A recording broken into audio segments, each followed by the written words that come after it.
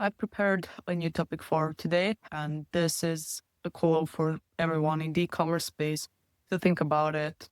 This is the topic I often heard during 2025, and it's really important to emphasize it also in 2026. So most brands think they're hiring an e-commerce operator, but what they're actually hiring is someone with Shopify and Klaviyo password.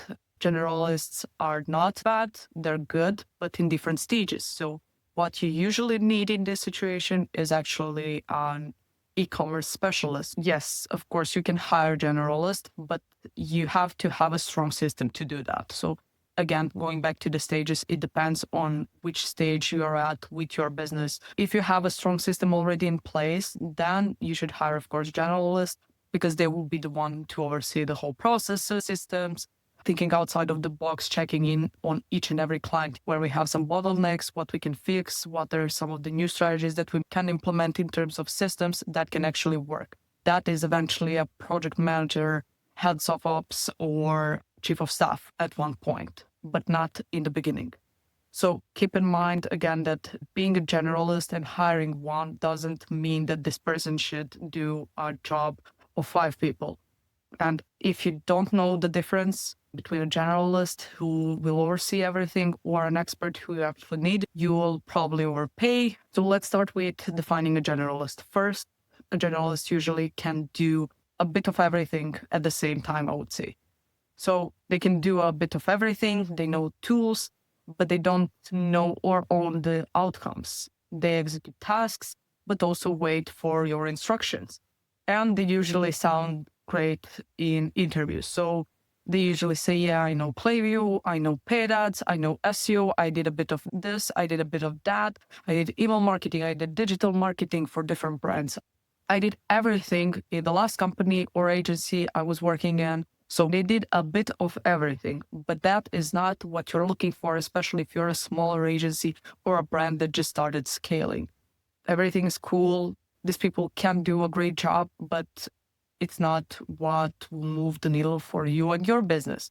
So on the other side, let's define an e-commerce operator. They're completely different, and what they own are not tasks, but mostly numbers. So the outcomes, they know what moves the needle, they know how to move quickly with each and every brand, and they know how to fix things as soon as they break. They also prioritize impact over activity. So they don't just do things, they think 2 steps ahead, they figure out problems even before they appear. So they're someone who would be accountable, but also taking ownership of their accounts, thinking ahead, making sure that each and every step is planned ahead. And especially when it comes to, Black Friday, Cyber Monday, and similar, they are the ones that will be fully prepared even before you say so. So they don't ask what you want me to do. They ask where is the biggest bottleneck and how soon can I start fixing it. So early stage brands and agencies, they hire generalists because they're cheaper, which is fine. But later stage brands and agencies hire generalists because they think they need them, but they also don't know how to screen and vet for operators during the hiring stages. Then when they're already in, the leadership start saying, oh, we tried operators, it didn't work out really. They're not what we want. We want someone who can wear multiple hats, handle multiple things, whether it's execution, strategy, design, copy, whatever. But those are 2 separate things. You cannot hire a generalist and call them an operator just for the sake of the title, right? So in real life, this is how it works. Revenue plateaus at one point. Everyone is busy, nothing improves.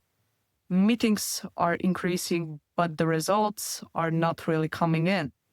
And both processes and the team at that point are bottlenecks. So operators will be the ones who would reduce the chaos, but generalists on the other side would create more chaos when the scale hits. Coming back to what you need and how to figure out what you need at which stage, you should always start by asking yourself, and I always recommend that whenever you're hiring, whether it's in e-commerce or any other space, just take some time with yourself or with someone on the team and do some quick brainstorming around it. Ask yourself, do we need execution or ownership? Are we fixing problems or just maintaining the systems? Who's accountable when revenue drops?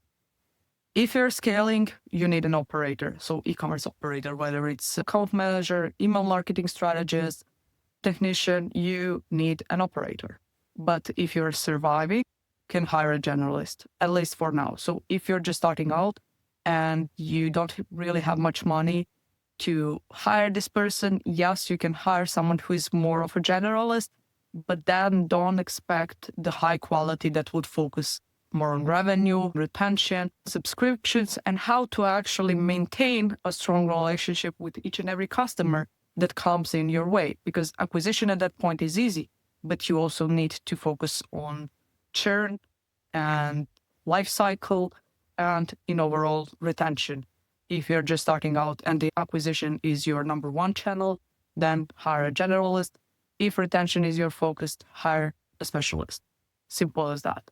And again, a bonus tip, when you hire a generalist, especially in the early stages, and when you start scaling, hiring new experts, specialists for each and every role, don't just fire them because you don't have anything for them to do at that point. Try to focus on what they can become from the early stages. So even when you hire them, they can become, again, a project manager or head of ops, or eventually even chief of staff. So someone who will oversee both processes, but also people. Not so much from the employer branding perspective, but from the perspective of team rationale and moral and motivation, and also client satisfaction side. Think about it and see how it works. Maybe even test it if you already have someone who's a generalist when you're scaling, because that can make a huge difference for your business in the e-commerce space.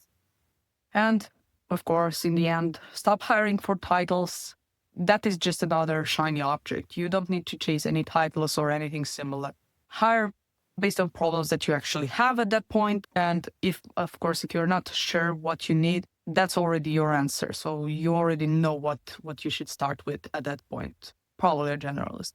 If you're still not sure at which stage you are, you already have a couple of placements, but you're not sure if the systems are the problem, if the team is the problem, if culture is not really set properly from day one, then probably we should talk.